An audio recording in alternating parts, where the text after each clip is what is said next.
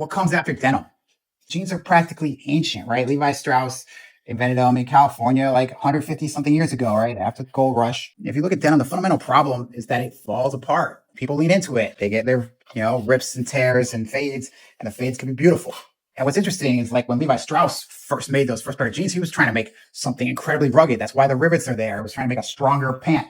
And that's the thing. When you start with a raw denim, original denim fabric, it wasn't even a new fabric when he used it. It was a tent fabric. He took a tent fabric and was like, let me make pants out of a tent fabric, out of an industrial strength fabric.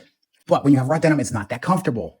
And you can get years of use out of it. And eventually it'll break into like this really beautiful, soft, faded space. But once it's in that faded space, it's not durable anymore. How do we make denim that's both comfortable and durable? And the first thing we did was decide like not to mess with indigo, not to try and recreate the fades. Fake denim fades look awful. If we're going to do this, we got to go the opposite. We're going to make an unfadable denim flat that looks crisp and beautiful no matter how long you wear it. And we make it nearly indestructible. Fibers have changed dramatically since that first denim. Let's go to nylon. People don't realize that when you're talking about nylons, other synthetic fibers, there's actually huge grade variance. So we're like, not just any nylon, we need really high tenacity, strong nylon, nylon 6/6. People think of nylon as shiny. We don't want it to be shiny. We want it to have a nice matte finish, clean finish.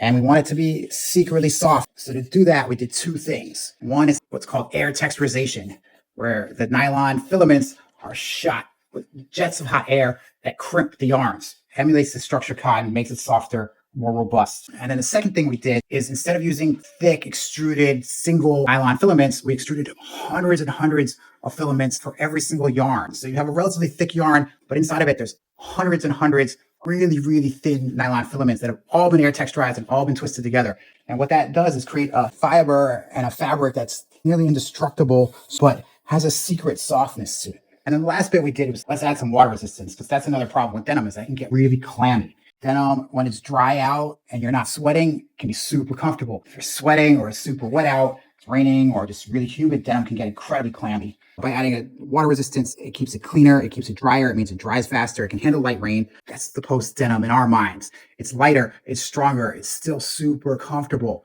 and it handles moisture dramatically better. The post denim, the unfadable.